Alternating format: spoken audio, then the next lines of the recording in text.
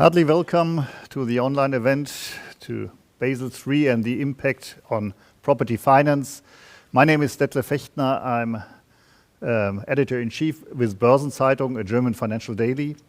And I have the privilege, but moreover, I have the pleasure to be the moderator of this panel.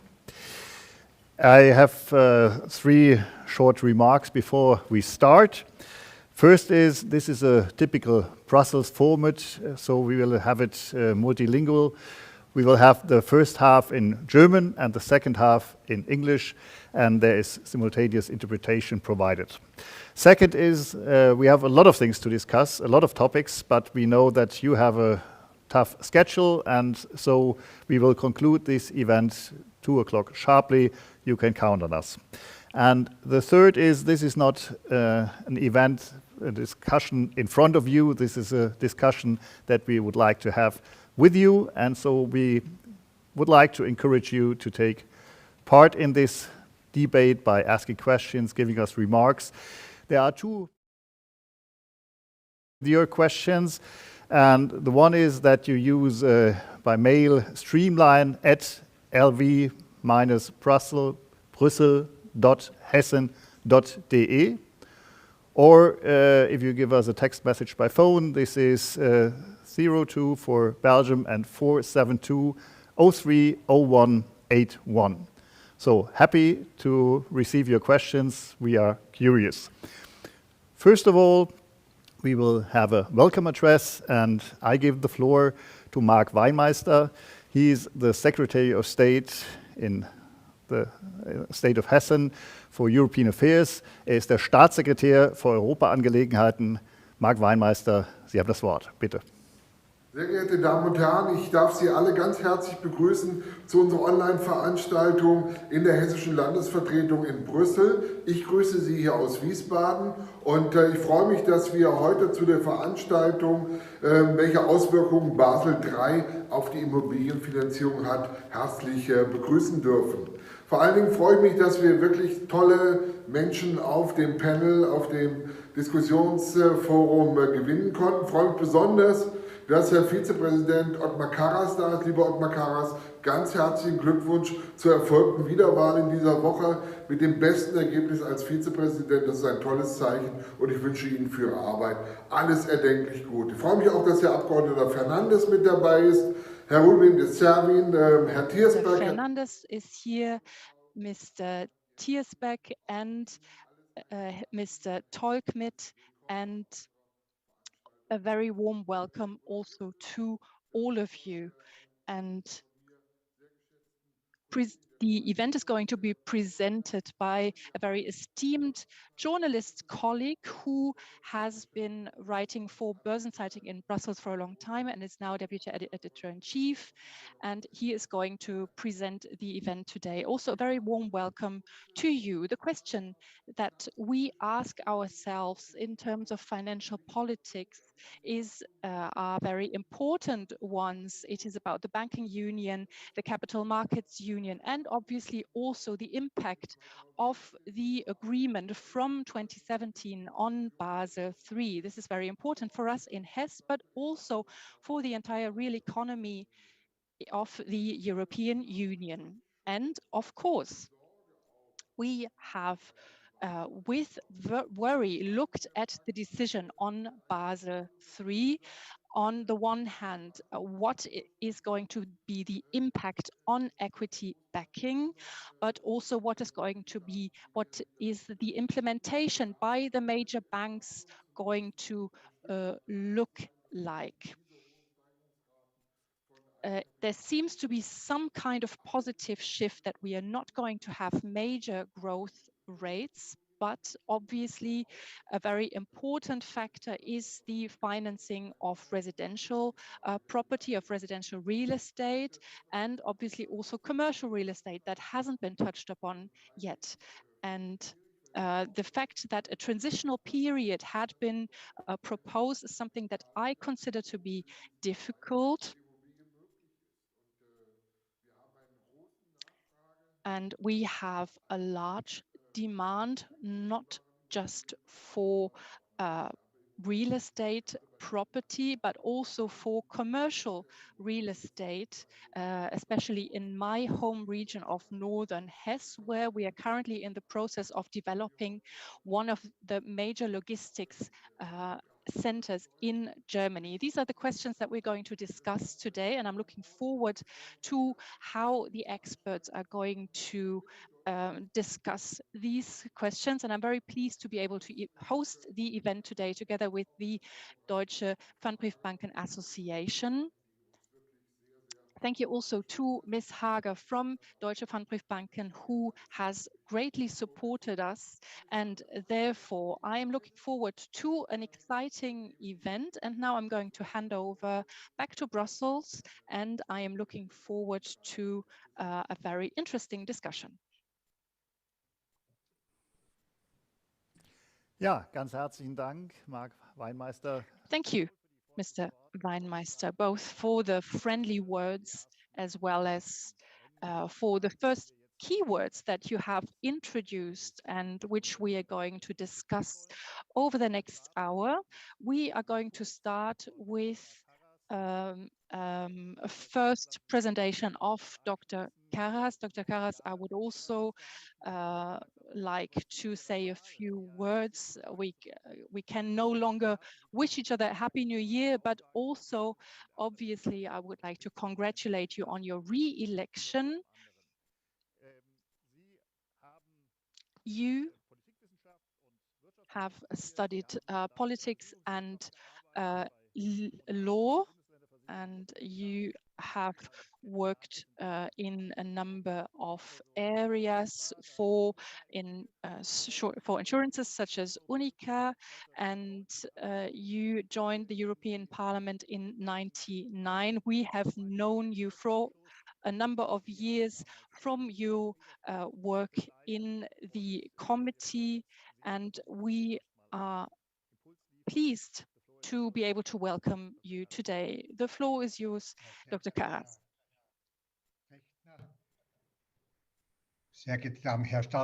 Dear Dr. Fechtner, dear ladies and gentlemen, dear State Secretary Weinmeister, and dear speakers and dear participants.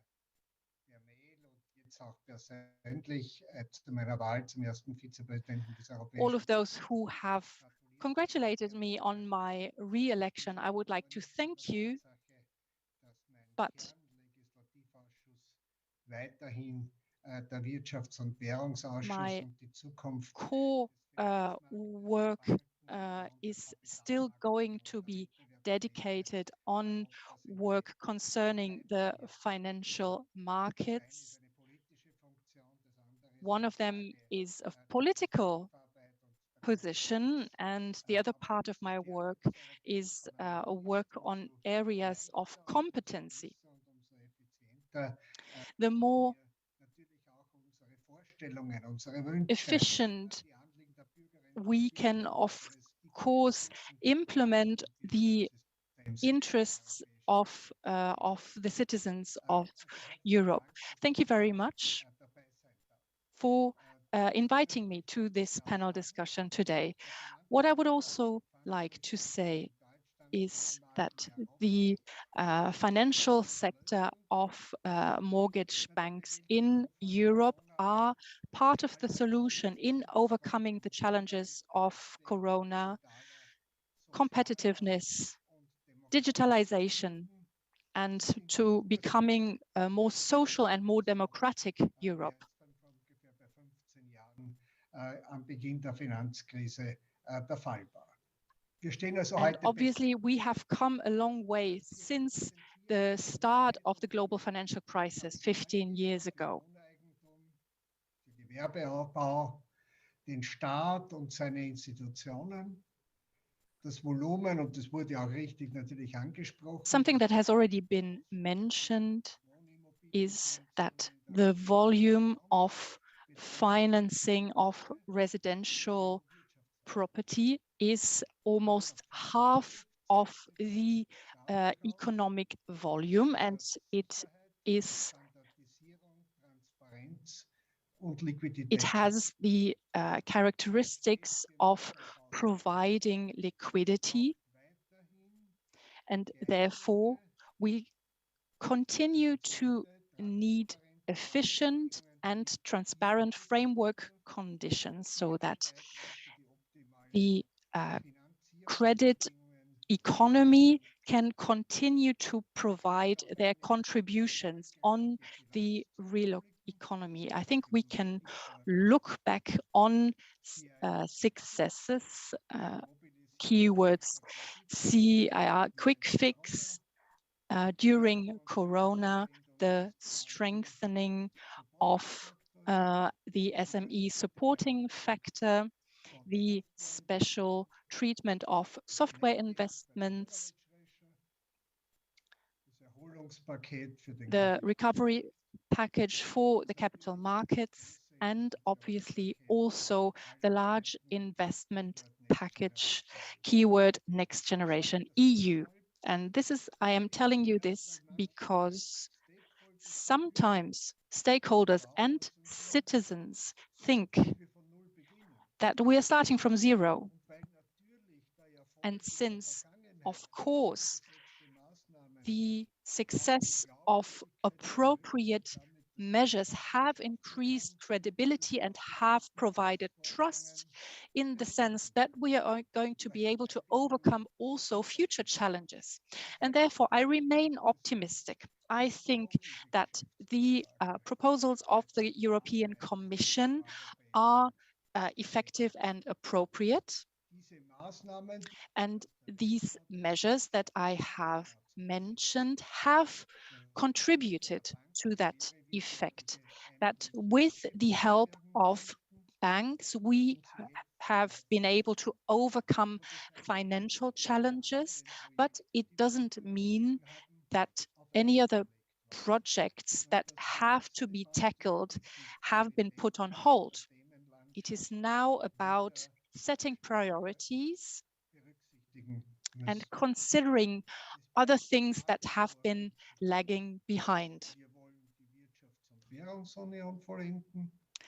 A lot remains to be done. We have to provide a good future for the financial market, and we have to tackle the issue of unstable loans. And what is also a priority are common investments, the fact that these common investments are being done in the right areas. The scientific services of the European Parliament, 275 billion euros in additional economic performance for the banking union, the strengthening of the capital markets union, and others.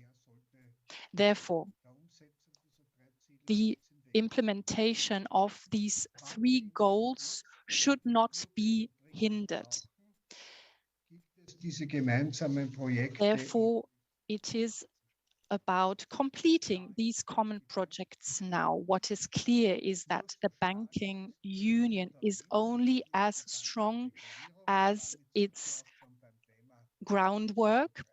And this leads us to the topic of Basel III. You all know the quotation. Wine continues to improve with its age. So we're still waiting for the best to come. And this is similar to Basel III. 2017, the Basel Committee agreed on the agreement. We have been waiting for some time for the Commission proposal due to Corona and the delays of the Basel Committee. And this has been important in strengthening the capacities of banks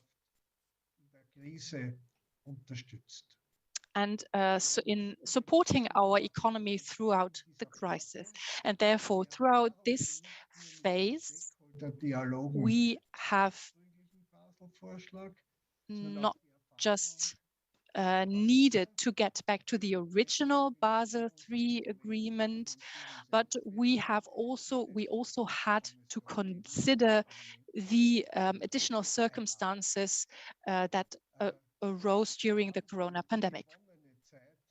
The time we have therefore used in order to discuss the Europe specifics.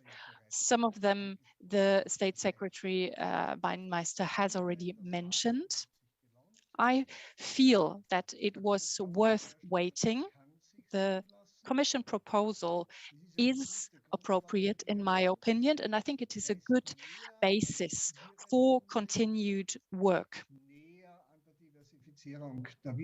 It is closer to diversification of the economy in Europe, closer to the diversification of the banking sector in Europe. And this is a good thing, since we have to implement the Basel goals, but the European specifics have to be considered during the implementation so that we can actually come out stronger out of this process. Therefore, it is our task to remain loyal to Basel, to not have a significant increase in the equity requirements, and we have to consider the different business models, the proportionality, the to ensure the balance and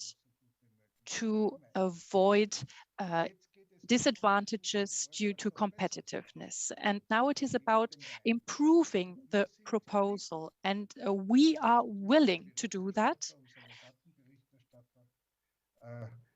The rapporteur and the shadow rapporteur have been saying that in a first step, the so-called, we have come onto a good path. It is our goal to strengthen the process and to eliminate any incoherences. Hopefully next week, we are going to be able to vote in the committee, and hopefully in February, beginning of March, we are going to have a dialogue agreement.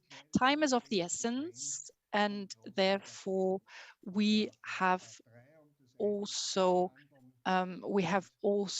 put on pressure in order to come to an agreement so that we have sufficient time for the other processes. Mr. Fernández is going to talk about that in further detail. At the moment, therefore, our main focus is on the large legislative package, on its contents. This is what Mr. Fernández is going to talk about. For me, on the one hand, there are a few points I would like to mention. For example, the continued maintenance of the SME items. Both of these elements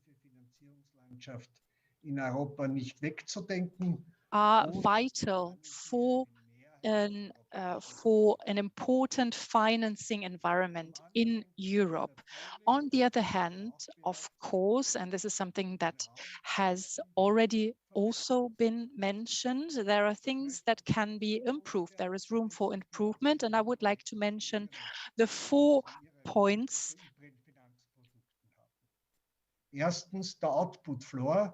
First of all, the output floor, the elephant in the room. This always has to be considered together with the regulations. It is a comprehensive package. It shouldn't be viewed separately. It is important to consider that the coming together of the different regulatory measures is not going to lead to any negative impact, and the proposal of the Commission has been providing provisions to that extent. The use of the output flow on the consolidation is in the sense of the banks. Ungerettete Unternehmen braucht es meiner Meinung nach zweierlei. Zum einen gilt on the second point, first of all, it is about the provisions in the Basel agreement. The specific treatment should not lead to an unproportionate increase of the equity capital requirements.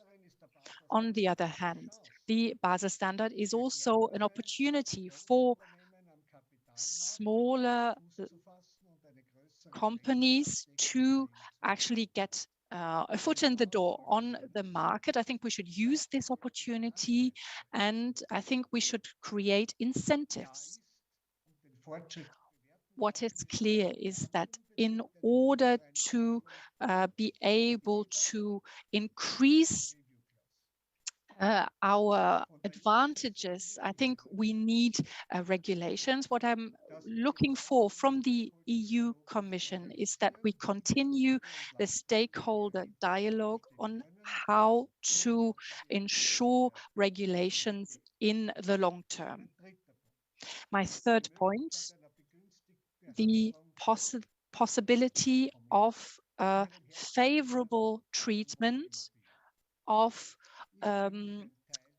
residential property. This for me is part of the package. The loss ratio is relatively low.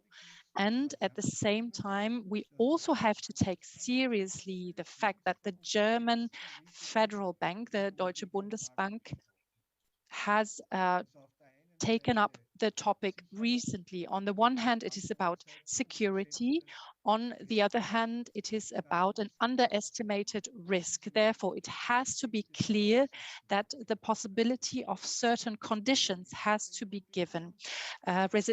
Commercial property, the topic of commercial property also needs to be looked at in a more diversified, differentiated way. Of course, we have need for investments, in particular in the energy sector. But on the other hand, the corona crisis has also shown that due to the home office, commercial property needs to be rethought. I think we have to tackle this issue with pragmatism, responsibility, and we have to find the correct decision.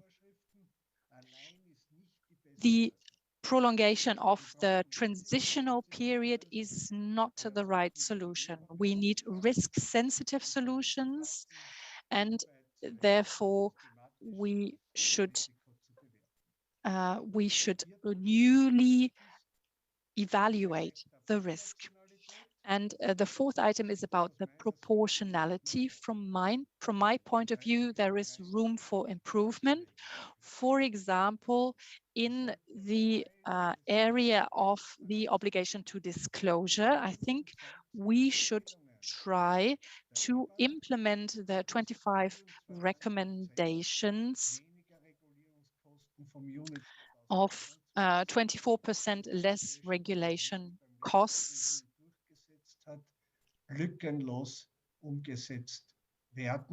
This should be implemented, and we shouldn't create new problems.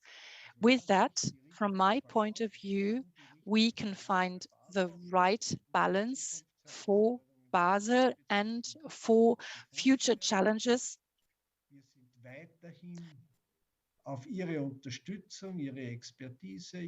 We continue to rely on your expertise in that regard, and we are going to discuss these questions. Des EU-Parlaments bleiben für Sie weiterhin. And the eyes and the ears are continue to be open to your questions and comments. Dankeschön. Thank you.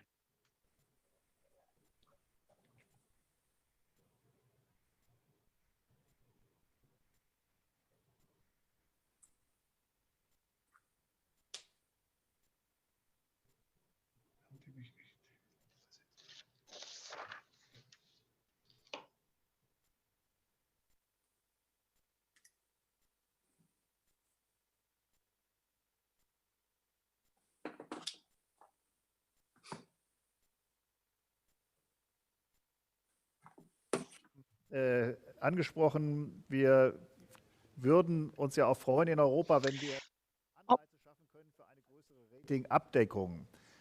Können Sie uns da schon eine Indikation geben, einen Hinweis, was könnte das sein? Wie können Sie Unternehmen dazu überreden, dass sie Ratings von sich erstellen lassen? Ich glaube, wir sind ja hier schon einen Schritt weiter, denn ich kann mich ganz gut erinnern, dass manche am Beginn der Debatte um die Ratings und Beginn der Finanzkrise immer nur danach gerufen haben, dass es eine verstaatlichte europäische Ratingagentur geben muss. Das würde uns überhaupt nicht helfen, weil sie ja dann nicht unabhängig ist und weil dann alles in Frage gestellt wird. Ich habe absichtlich gesprochen vom Wettbewerb der Ideen. Es gibt kein Denkverbot. Wir müssen auch die richtige Balance herstellen zwischen externen und internen Ratings. Aber die reicht im Moment nicht aus, von internen auf externen. Wir brauchen neue Ansätze. Und ich lade ein, hier einmal nicht nur zwischen privat und verstaatlicht zu denken, sondern zwischen intern und extern und welche neuen Modelle wir hier entwickeln können. Ich glaube, nur so, indem wir jeden und jede zur Beteiligten machen, können wir auch zu einer höheren Akzeptanz dieses Modells beitragen. Herr Karas, das ist, Sie haben auf unser Thema direkt hingeführt, die is something important. We are talking about a certain timing for buildings. It's not only you want a ruling that is working. So can I say that you want a help? You don't want help money that is given for this buildings. There has to be a ruling, right? Is this the right thing you would like to have? Yes, that's exactly. We need something that is risk-based and what is coming out of this risk, and EBA has to do these checks. I'm waiting for this and the results. Thank you very much, and we will see if we will have the same idea that for Basel the best thing has still to come. Thank you first of all for these ideas and for your answers. This was very helpful. And now I'm opening the panel discussion, and I'm very happy to present the participants we have from the Parliament. And now I'm going into English. He's economist. He worked in the private sector in research and analysis. He worked as a chief economist and a professor and a consultant of the Socialist Party in Spain.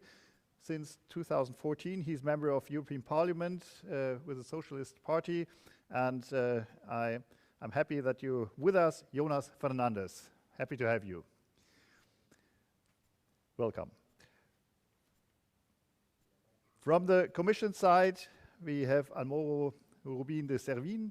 He comes from the university that we know best when we talk to to colleagues working in DG FISMA, Bocconi. And he worked as a politician, as journalist, he worked as a governmental official, and he joined Commission in 2000. He worked with the DG Enterprise, and he worked with the DG Competition. I have the feeling that everybody who works in the Commission have to work once in DG Competition to get the real hard stuff. And he's here in his capacity as head of unit. Thank you for coming. Thank you for joining the debate. With us as well, economist. He worked with the Verband Deutscher Hypothekenbanken. Then he switched to the Verband of Foreign Banks in Germany, had some times there, and then came back to the Verband der Deutschen Hypothekenbanken, to the mortgage banks. And he is the Hauptgeschäftsführer, so the general director of VDP. And I say, happy to have you, Jens Tolckmitt.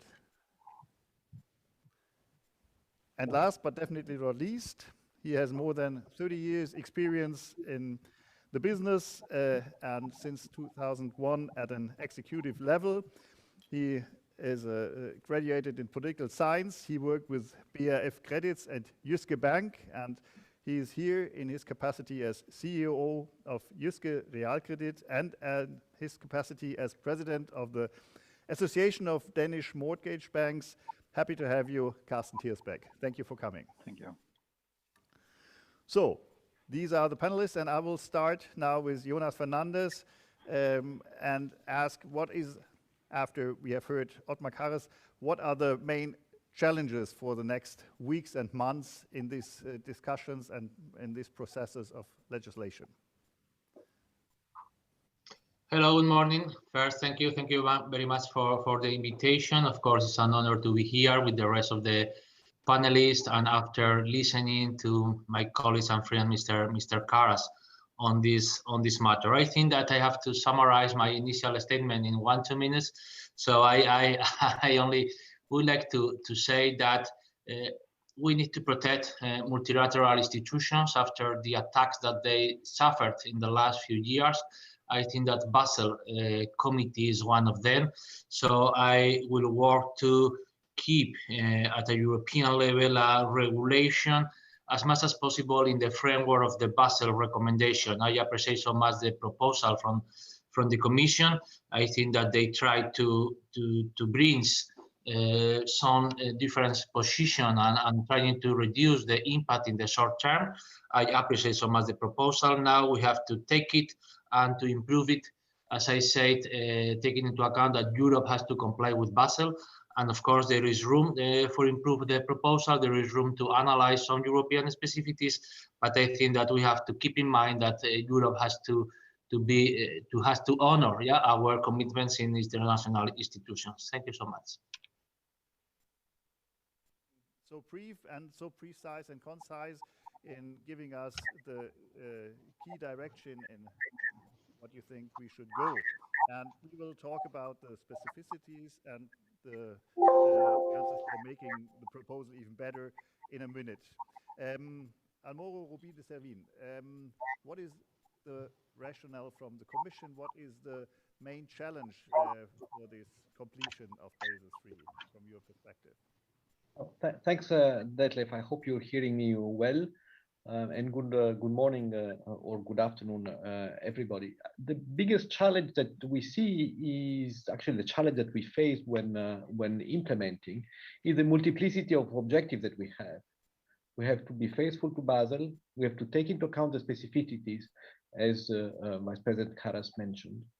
We have to mitigate the impact on the banking sector in the short term, but also ensure that the medium term is not significant. We have to ensure proportionality. We have to ensure that the implementation promotes integration in the single market and is conducive to banking union.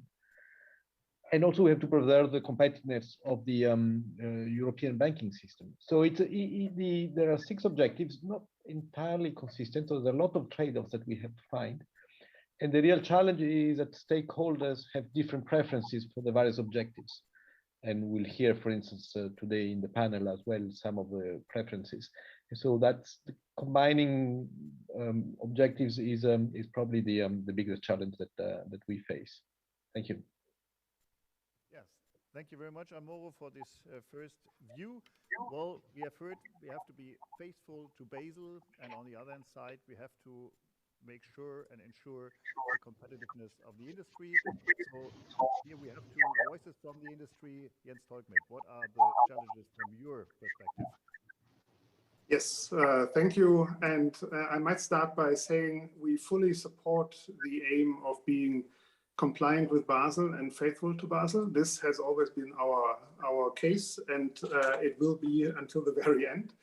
The thing that I think is most challenging, and that is already addressing something that we are standing for, is that we do think that risk weights and capital charges have to reflect the real risk. And that means that low risk business has to be treated as such. In order to, by doing so, we make sure that low risk business remains where it should be, banking business, in banks. And there is no incentivizing to move this business to other areas. And this is really a concern, also a concern with regard to financial stability, that by overreacting or overcharging banks with capital, especially for low risk business, this business is moving elsewhere. My basic rule, I've been in my job since 25 years, my basic rule is business that you regulate in one area of the financial system does not vanish, it just moves elsewhere. And I think that the business that we are representing is well placed in banks because banks are already well regulated. And regulation, especially Basel, has to make sure that this remains in place and that there's no incentive to move business to other areas. Okay, thank you. Then we come to Carsten, and as we have it in the first round, a very brief view on the main challenges to, in the second round, go further into details. Okay, thank you very much. Well, let me first of all be clear that a strong and resilient banking sector is in everybody's interest and also in the financial sector's interest. Actually, since the financial crisis, the banking sector has increased the average capitalization to 15% in 2019 from 8%. And looking at the Danish mortgage sector, we are above 22% as we speak. The expectation from the Basel Committee was on a global level not to alter the overall capital requirement in any substantial way. We know that in the US, which of course have a different model when we are talking about mortgages, they expect to be affected by around 1 to 2%. In the EU, we expect an increase on average between 6 and 8%. It is somehow funny listening to those saying, what's the problem, 6 to 8%? Well, it's like saying that you are on average okay when you have your head in the fridge and your feet in the oven. We are not okay in the mortgage industry in Denmark. The capital requirement will, with the current proposal after the phase-in, be increased by 36% in our industry.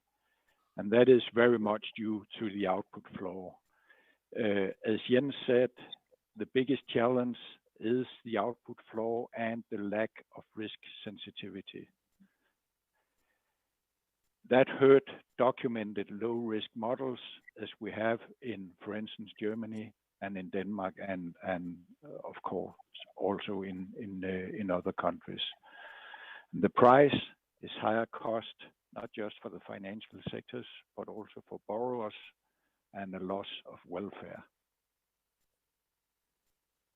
Thank you, Carsten, for this first view. We have already a little bit of temperature in this discussion because if we go through the lines, then there is some kind of critics from the industry. So I will start with Almoro to react on that. The question is, Othmar Karas is indicating to the Bundesbank report mentioning that there is, at the actual situation, some special risk. The industry is underlining we are working in a low risk exposure, and we have to have risk sensitivity within the Basel III proposal. And this, what is now on the table, is not enough. Almoro, could you react on that? 2 points here. First is the objective of the Basel reform is to some extent to limit the risk sensitivity, is to put a floor precisely to ensure that there is a minimum risk. So it reduces risk sensitivity. And this is because supervisors across the globe in Basel, but also in Europe, thought that there is a sort of a certain limit below which it's better not to go. And it's okay to have the models, and actually we thought to keep models for the banks in place, but with within some range. So that's sort of what led to the introduction of the output floor. The second comment I wanted to make is on real estate, because real estate is a high risk exposure. It's not a low risk exposure. Real estate is a source of, has been in the past, a source of many financial crises in Europe and across the world. And it is seen as such, rightly so, by supervisors. And so under certain circumstances and under certain strict conditions, you might have some real estate exposures which might be lower risks, but overall, the perception, the experience in history is that real estate is a source of potential risks for systemic risk. Hence, a more conservative approach. And supervisors strongly have a strong opinion on that. And I can tell you, because what we put on the table in terms of transitional has not welcomed with a lot of support. On the contrary, has met a lot of questions from around Europe, certainly supervisory committee, but also in a lot of member states. So you have to be. I think it's a. I understand that you're defending your own business models, and we will discuss it again today.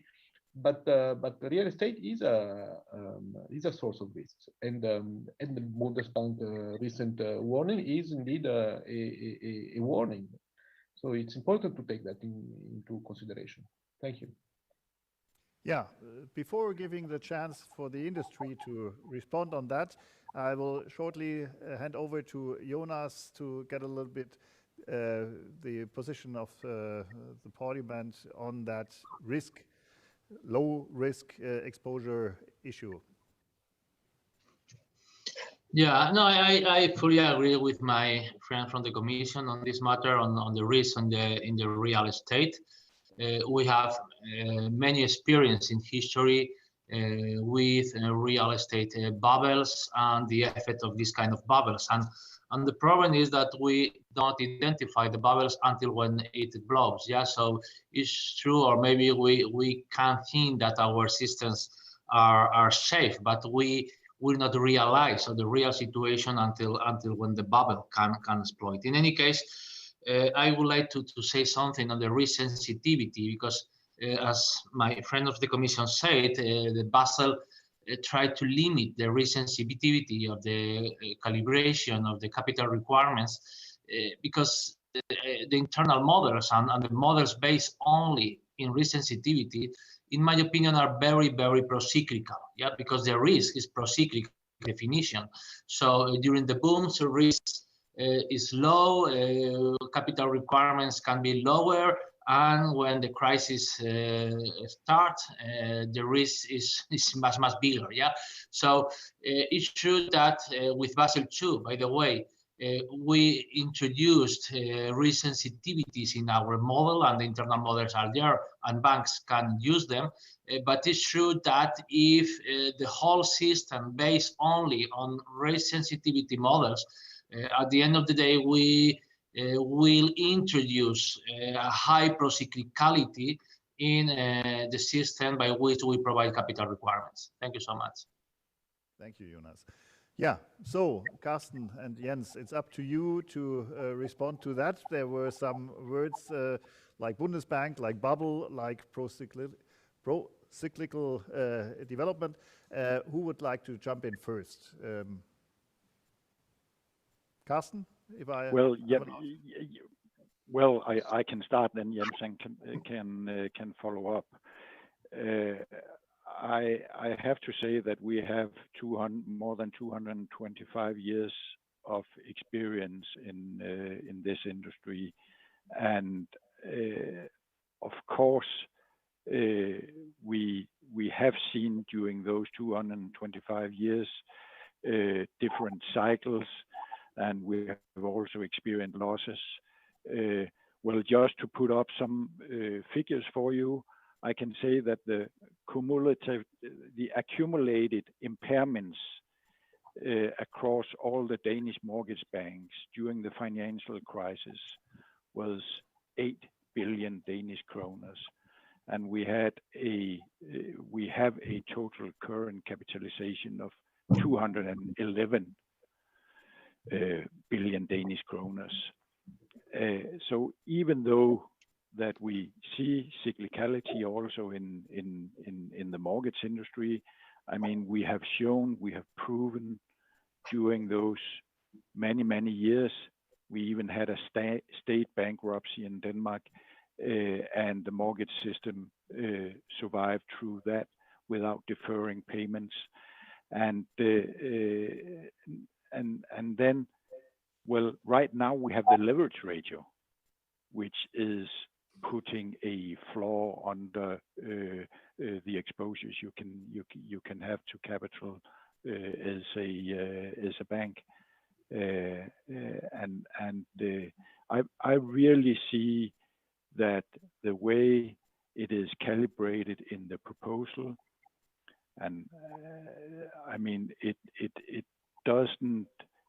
isn't fair to the industry, and it is way too high a capital charge for the lending, and we should remember that this will, in a system like the Danish, it will be transferred directly to the end customer, and therefore they will see higher costs of borrowing. And when you look at the general economy, I mean, this will be taking growth potential out of the economy. Thank you. Yeah, Jens Tolckmitt. Yeah, thanks a lot. And I can directly add to Carsten and maybe just start by saying... Ja, und dann kann ich vielleicht noch mal etwas zu dem sagen, was Carsten gerade schon gesagt hat. Also wir sind also hier nicht gegen die Limitierung des Risikoverhältnisses. Aber die Frage ist also, was ist hier das richtige Niveau? Und wie auch mein dänischer Kollege schon gesagt hat, das aktuelle Niveau, was wir hier in dem Vorschlag der Kommission haben, ist immer noch zu hoch, ein zu hoher Indikator für die Charakteristika der Immobilienfinanzierung. Und dann haben wir also hier nochmal den Unterschied zwischen den Immobilien mit einem hohen Kreditrisiko und dann einmal die Immobilienfinanzierung mit einem hohen Kreditrisiko. Also in Dänemark und auch Deutschland und anderen Ländern haben wir hier bereits einen Test, den wir schon in den CRR-Regulierungen haben. Und hier reden wir tatsächlich in unseren Ländern über ein niedriges Kreditrisiko. Und so sollte das auch behandelt werden. Also ich würde sagen, seit Jahren oder gar Jahrzehnten haben wir also hier die Verlustraten, die ähnlich der dänischen sind, und auch die neuen Inhalte oder der neue Vorschlag der Kommission im Hinblick auf die Wohnimmobilienfinanzierung. Auch hier haben wir also diesen Hardtest. Und wenn man diesen Hardtest eben hier einhalten kann, dann brauchen wir hier eine andere Herangehensweise im Hinblick auf die kontinuierliche Behandlung der Wohnimmobilienfinanzierung. Also ich glaube, wir hinterfragen wir hier nicht, dass eben auch die Immobilienfinanzierungen ein hohes Kreditrisiko aufweisen können. Aber das haben wir eben in Deutschland und in Dänemark auch nicht gesehen. Aber wenn es hier Konditionen gibt, dass man hier also eine entsprechende Behandlung vorsieht für die Immobilienfinanzierung und wenn diese Bedingungen eingehalten werden, dann I think this is the key issue that we're discussing here. Thank you, Jens. Yeah, so I think positions are quite clear. It is not unexpected that we have a difference in the perspective of the level and that there are some credible questions, but we have the first question from the audience. I will give you in a minute because I would like to follow up and first welcome what Othmar Karas called the green elephant in the room. I would like to continue the discussion about low risk exposure with a discussion on the output floor because it's in the middle of these discussions, and I would like to start with Jonás. Othmar Karas said there is some room for maneuver to change the output floor to make it a little bit better. Could you elaborate on that? Is there a need for bigger adjustment, for a smaller adjustment, or for no adjustment in your view? Thank you. I appreciate so much my colleague, Mr. Karas, of course, Vice President of this House. But I am not completely sure if we think the same when we analyze how we can improve, the output floor in the proposal, what kind of adjustment we can introduce. I'm not completely sure if Karas and me agree 100%. Yeah, but in any case, I appreciate the proposal from the Commission on this matter.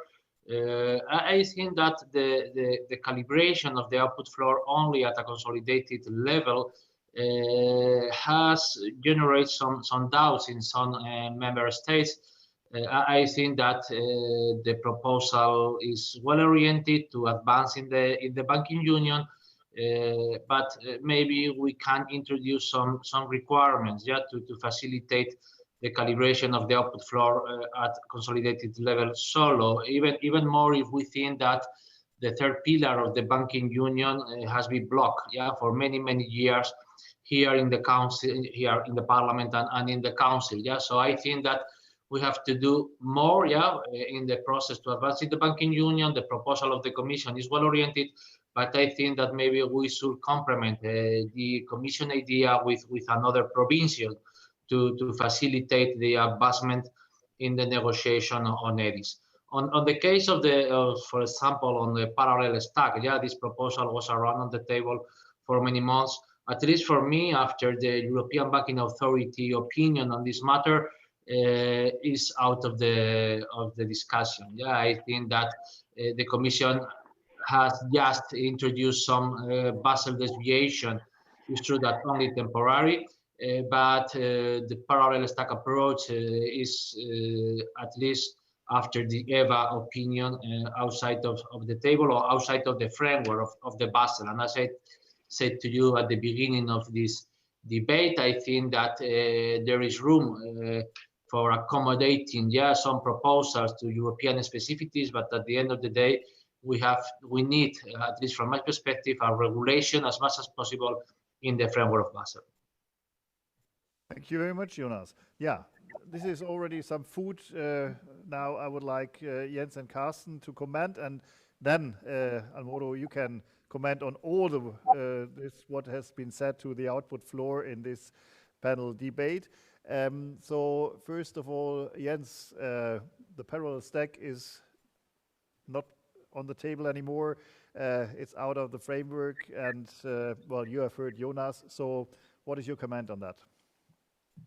I mean, we have been most prominent, I think, in advocating the parallel tax approach, and we still believe that the parallel tax approach is an appropriate and Basel compliant way of doing things when implementing it in the EU.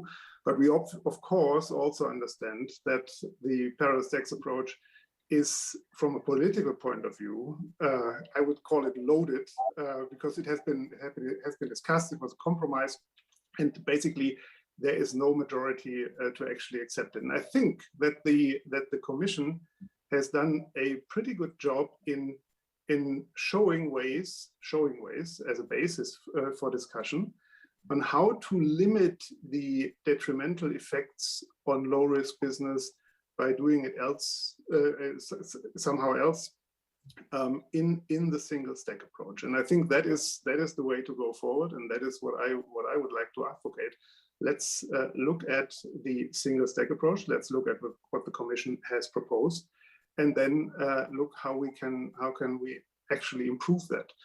Because my feeling indeed is that although it would be the best solution, the PSA parallel tax approach doesn't seem to be on the table anymore. Yeah, thank you for this very blunt perspective that you say, well, there is no majority, so don't talk too much about it, go the other way and see how we can prevent detrimental effects. Carsten, could you follow up on that? Yeah, I mean, I couldn't have said it more precise than Jens just did. I said what is left and what we have to do from here is to work on having the output floor adjustments for residential mortgage loans made permanent, and that would definitely be our argument, that we look into that. I mean, it is definitely a mitigation of the effects of the full proposal from 32, but having those mitigating proposals being permanent, I mean, that's what we definitely will work for. Well, this takes us directly to Almoro. So if you have a general comment on what you have heard on the output floor, I hardly welcome. And on the other hand side, there is a special question and saying why limiting the special treatment of residential real estate. No, thanks. No, I welcome the realism in Jens and Carsten's position. I mean, let's go back to the origin of the discussion. The output floor has been agreed in Basel. The compromise, which is actually the final and most important pieces of the entire part of the final package, was precisely to arrive to a number on the output floor, which is 72.5% for risk-based models compared to standardized approach. That's a bit technical, but that is the center of the compromise that was found in the Basel Committee. And so the parallel stack was seen as completely circumventing this, which sort of put for us, and I'm very glad that Jonás confirmed this, and for EBA and for many others, as seeing the parallel stack as a non-starter, because would have been seen as a complete deviation from Basel. Now the question, and Jens was saying this: what is the level of risk? What is the level? Where you put the cursor? Is 72.5% of standardized approach the right level or not? Or actually, you could argue, is the level of the risk weights in the standardized approach for real estate, is that too high or too low? Should be, obviously, from an industry point of view, I always hear that risk weights are always too high, so you will be asking for too low. At the same time, it's a compromise that was found by supervised regulators across the world, but also by all European supervisors who thinks maybe it's a prudent level, but that's an appropriate one. And frankly, we will be sticking to that. Now, since we realize that this is going to have an impact on some, because the overall compromise is a compromise and it's an average, might have an impact on some business models. That's why we gave a bit of more time and that we design a bit of transitional element. But these are intended to converge towards the Basel standard, not to stay permanently away from the Basel standard. And the logic is to arrive to a standard which is globally defined, with its limit because there's a dimension of compromise, but at the time with the strengths of being a global standard. In the process, however, we also asked EBA to do a detailed study on this.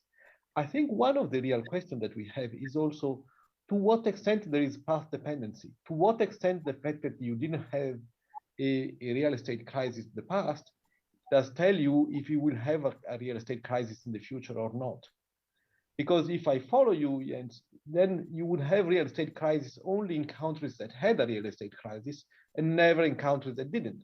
And that's certainly not the case, and not we've been seeing and not we're learning. So to some extent, I think that's a question of how much path dependency. And if you don't have path dependency, so you might have real estate crisis where you didn't have, hence the prudent approach makes a lot of sense. And then you arrive at a level of which was agreed in Basel, which is imperfect as all international agreements have their degree of imperfection, but is a very important international standard that, frankly, all European supervisors and policymakers are very attached to. And so I hope, and I hear, and that's my final point from Carsten, actually, given the level of capitalization that you have in place, I think you have enough margin to absorb the change in, because frankly, do you need to be so highly capitalized, in particularly if then the capital requirements are even more prudent? Thank you. Yeah, thank you, Almoro. And there were 2 points in. Jens, first, maybe you react on does Almoro have a point by saying, well, you argue that wherever it has had problems, there are problems again coming and the other markets are clean of problems. Maybe to this argument. First, this is not what I wanted to imply, that these crises are restricted to countries that already had a crisis. Obviously not. Yeah. And I fully agree that the past does not give any reliable hint regarding the future. But I do think, first of all, we are not starting from zero. So we already have in place a regulatory regime that is protecting against losses from real estate. Secondly, if you look at the proposal that the Commission has now laid down, we are not talking, and that's the difference that I wanted to make beforehand, we are not talking about real estate exposure. We are talking about first ranking real estate exposure, or first and maybe second ranking real estate exposure. And that is a huge difference in terms of the underlying risk of the business. And that is what we are looking at when asking for, moving from a transitory rule to a permanent rule. I really strongly believe, and also for reasons that I already mentioned, that this is not a transitory issue, it is a structural issue. So do I believe that the first 60%, for example, of a real estate loan are safe? And we say, yes, we believe the first 60% of a real estate loan are safe. This is why the German legislator has put it into the cover pools of Pfandbriefe, of covered bonds in Germany. And this is what has been proven for a long time by a hard test. And you could even go beyond that. And I think the important thing is it's not a transitory thing to make it easier for banks to comply. It is a structural issue. And then one sentence, last sentence on the output floor. The issue that we have with the output floor, and that unfortunately hits our business, amongst others, most importantly, is that if you have a risk-sensitive system, and if you then introduce something like an output floor, so a fixed floor, then the surreal consequence is that the lower the risk of the business, the higher the business is affected by increased capital requirements. And I think the way that the Commission has shown in its transitory rule for residential real estate, that we think is also valid for commercial real estate if it fulfills the same requirements, the good thing about this is it eases a little bit this effect. Yeah, and it does it with regard to first ranking and second ranking mortgages, and not with regard to real estate exposure. And the final consequence, in my view, and I really strongly believe in that, is that banking business remains in well-regulated banks and is not moving to other areas of the financial system where the risks are much higher for financial stability than they are in our institutions. Thank you, Jens. I have now two questions, but first of all, I would like to give Jonás the chance to comment on the issue of a special treatment of residential real estate, or even for commercial real estate, the discussion we had right now, and Othmar Karas had given some opinion on that already. Jonás. No, thank you. Maybe one comment on the last position of our colleagues in this panel, Jens, because I interpreted that he defended the risk sensitivity models, and I can agree with you that in general term, models or capital requirement has to internalize risk. But I would like to come back to what I said to the beginning. The risk is not a stable variable. Yeah, the risk is pro-cyclical.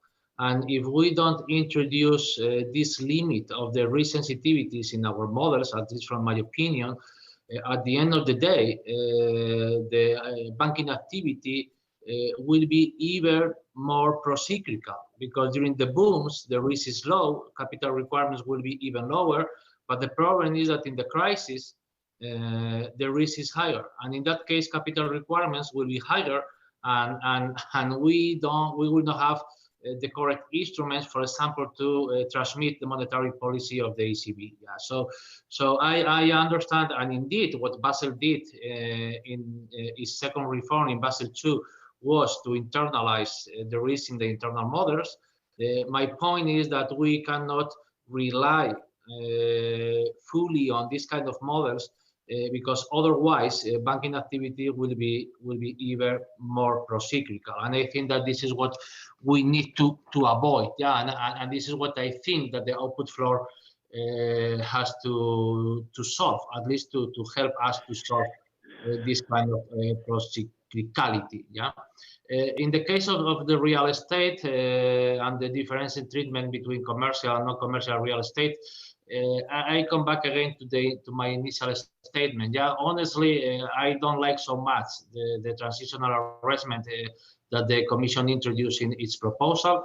I understand them because I agree with the Commission that we cannot impose a high cost in the short term to the European banking sector. In any case, I would like to remind why in Europe some of our banks using internal models calibrate capital requirements, maybe 20 or 15% of the capital requirements through the standardized model. Yeah, because in the last few weeks I had some meetings like this with the industry, and in one conversation, one European bank said to me, "Come on, with our system, now we just calibrate capital requirements around 15% of the standard model." Yeah, so honestly, I just think that these kind of figures are not acceptable if we really believe in financial stability. Yeah, so on the case of I'm coming back to your question, on the case of the real estate, as I said, I don't like so much this kind of provision. I understand them. I remind you that real estate is not a low risk activity, as Almoro said before than me. So let's see what we can do in the process, in the negotiation here in the Parliament and in the Council. Jonás, so we have a lively audience, and thank you very much for participating. Now we would like to give you the floor. I will present your questions. The first one, maybe it's for Almoro. Was it right for Europe to agree at Basel to a global floor on capital requirements when the European mortgage market is so much lower risk? Or did our negotiators in 2017 actually believe that the risks were globally comparable between systems? So were there a mistake made by the Basel negotiators? I don't think so. I think I mean, one could argue if 72.5 is the right figure, it should be lower, higher. Actually, the negotiations in Basel started up with a much higher figure, and we contributed to bring it down. I think the supervisory community has a perception of the real estate sector as a much more risky one than the banks. First. Second, as Jonás was mentioning, the output floor indeed reduces the procyclicality, so it's even out because the models have a sort of the beauty of the models. They are the better allow to measure the risk, but they are completely dependent on what happened in the last 10, 15 years, and so from that point of view, they are limited. And part of what is difficult to capture in all the capital requirements is actually. But what it is essentially, it's a forward-looking dimension, how to prevent what is coming, and that's obviously possible with the models. So I tend to think that the Basel Agreement was a compromise. Maybe if you would ask me, I would have do it alone. I would have done it slightly different. But there are other elements which work slightly more in our favor. It's going to be difficult for all jurisdictions to apply. And frankly, after reacting a point made by Carsten at the beginning on the impact on the US banking system, I think actually we'll see, because the US proposal is not out. It will probably likely be also in the single digit like ours overall, but it will certainly be much more than 1%.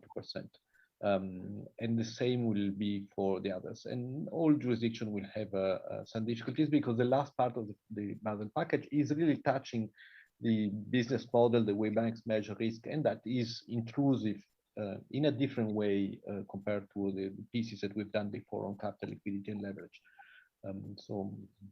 But I think overall it's a perfectly defensible package, that compromise that was found in Basel, and I'm frankly happy to implement it, and I think it will help the banking sector going forward. Thank you, Almoro. Yeah, then we have a question I would like to address to Carsten, because it's a little bit on what happened in the markets. Allow me to ask a stupid consumer's question. What do you expect how citizens who own homes or who have to pay rents will be affected by the current plans under Basel III? Are we going to see price rises on the housing markets, mortgage, and or of rents?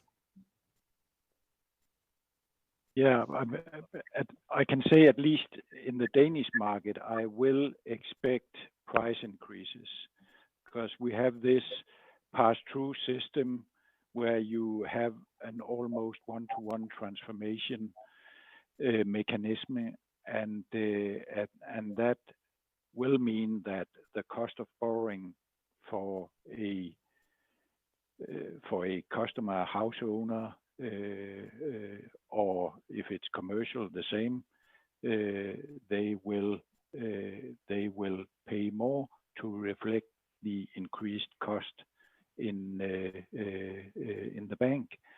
And I would say when we are talking about the risk sensitivity and the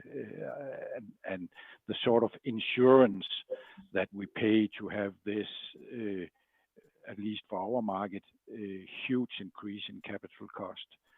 I mean, I think one should consider balancing the price of this insurance with the loss of welfare because of that insurance. It has a cost, and every consumer who owns a house, or every company who owns their property and have to produce their what they are selling in those premises, they will have an increased cost because of this. And we will see that, I'm pretty sure. Okay, so no good news for the ones who own or build houses. May I say something? Sorry, may I say something? Yeah, please. Yeah.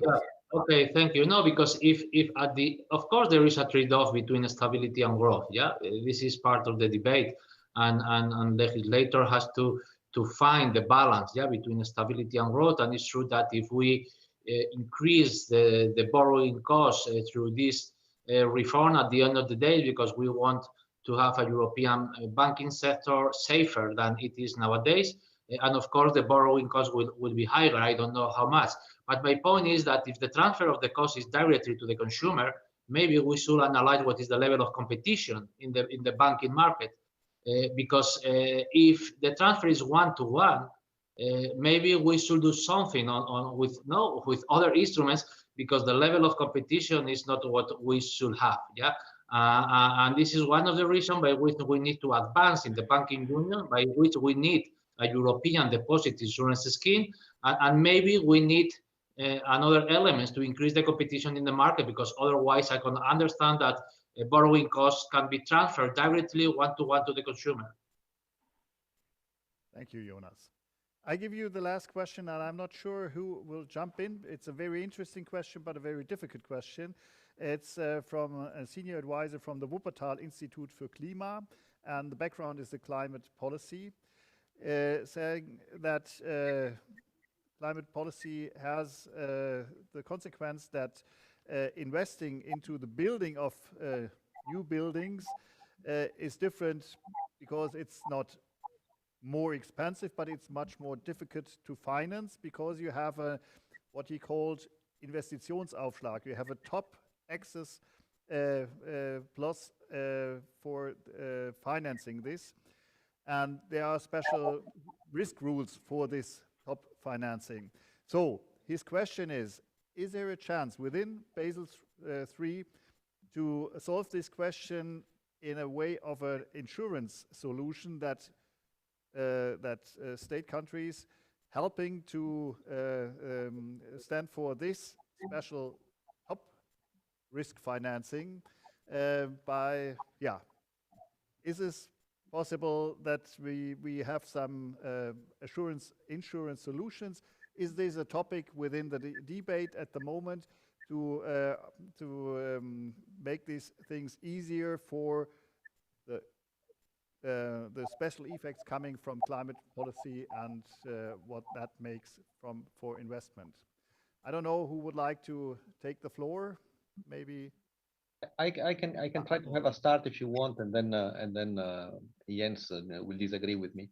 No, it's a genuine question whether and to what extent in the prudential rules you should then introduce elements incentivizing or not or disincentivizing, depending some certain type of investments. I'm very prudent on all this, because the risk is, since CRR covers the activity of the entire banks, you risk of doing a lot of policies through banking. And I'm not sure we should use the prudential sort of requirement context to do energy efficiency, for instance.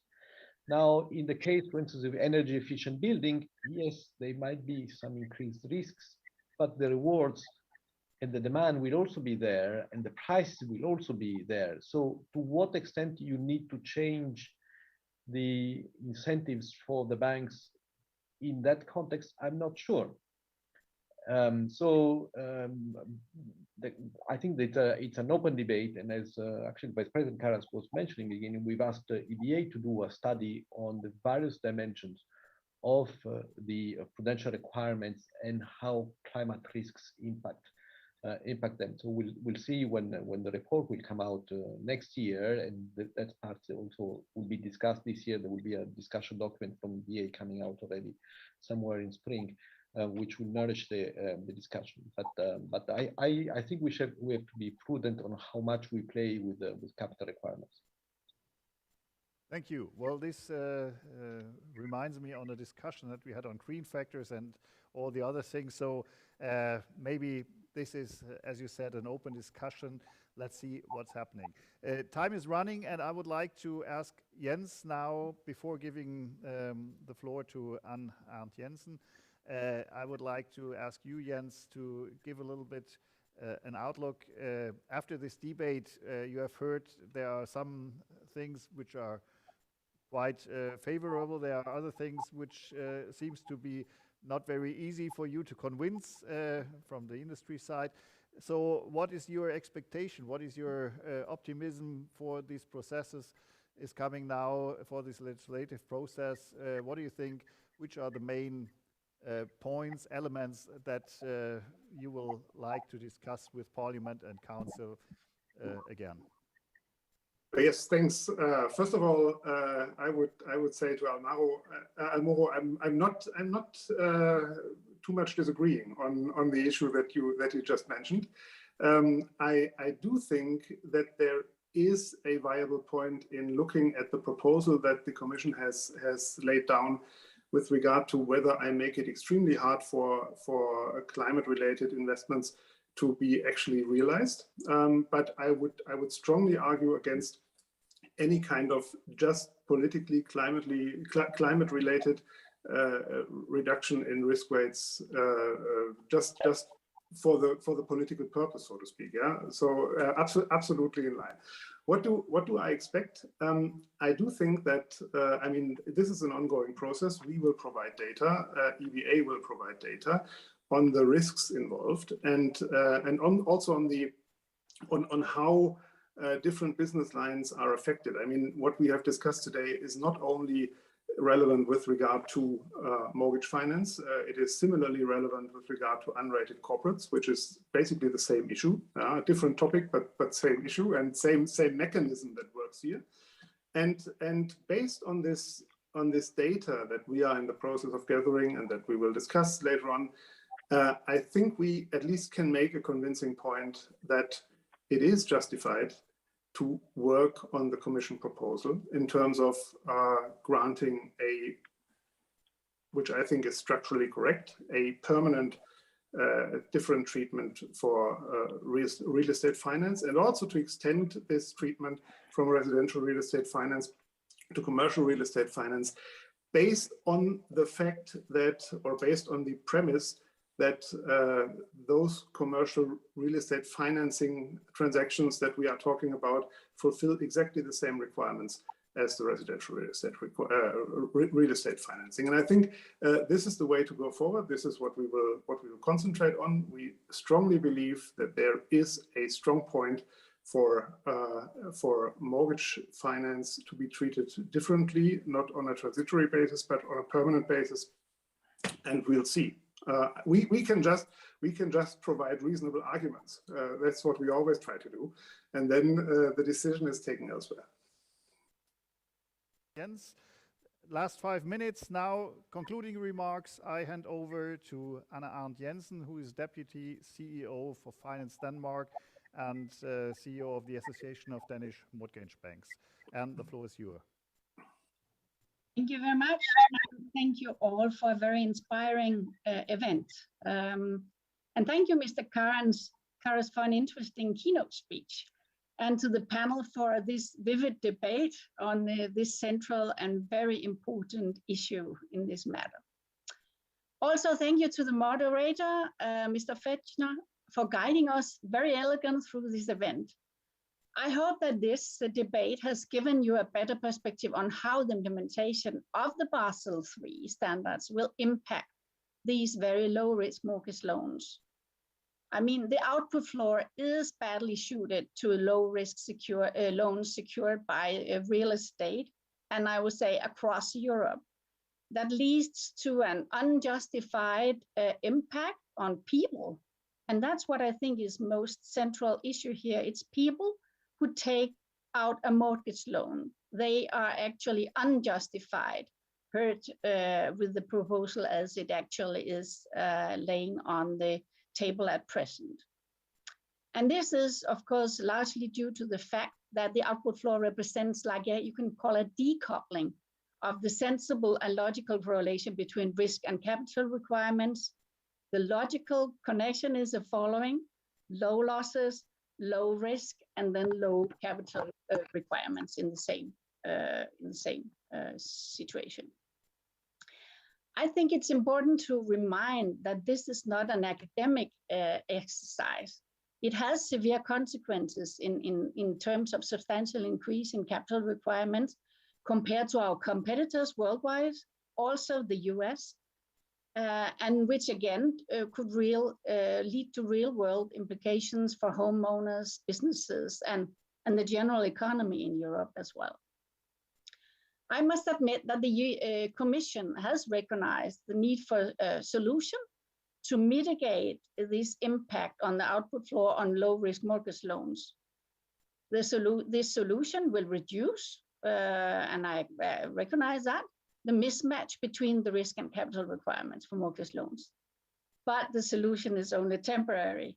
And that's why we would like it to be permanent. We need a permanent solution, also covering mortgage loans for commercial property. Mr. Karas said that like wine improves by the age, the best is to come. So I would say we are ready to wait for the best, and that would be the permanent solution. So I therefore urge you, Mr. Fernández and Mr. Karas, to work for the necessary amendments to the Commission proposal to reach a final implementation of the standards, taking into account seriously the EU specificities. Again, thank you all for participating and have a very nice day. Thank you very much, Anna. Thank you for these concluding remarks. Yeah, it's up to me just to say thank you to the audience and to your engagement. And thank you very much to the panelists. I'm moderating in Frankfurt a lot of debates with politicians within election campaigns. Then you ask questions, you don't get any answers. I ask questions, I got answers. Thank you for this pleasure for me as a journalist that people take serious the questions and give even answers on that. That's what you did. If there would not be a controversy in a lot of points between industry and politics, we wouldn't have had this discussion, because then it's no need to discuss all these things. But I have found out within that discussion that there are a lot of things that you can narrow, or that you can, like the parallel stacks approach, or even the discussion about climate motivated costs of investment. So there is a chance for you to stay in dialogue. We would like to stay in dialogue with the audience as well. I have the pleasure to present now the next events of the Landesvertretung in Hessen. At 1:30, we will have an event called Satellites for Tomorrow, Digital Leaders Roundtable in Hessen. And 31st of January, Portugal has voted. Portugal hat gewählt. This will be the first initial nucleus of a lot of discussions this year about election. You know that half of Europe is going to elections this year, so that will be a very interesting year. Thank you, and thank you for the interpreters to help us making this event done. Thank you very much, and I conclude this event now.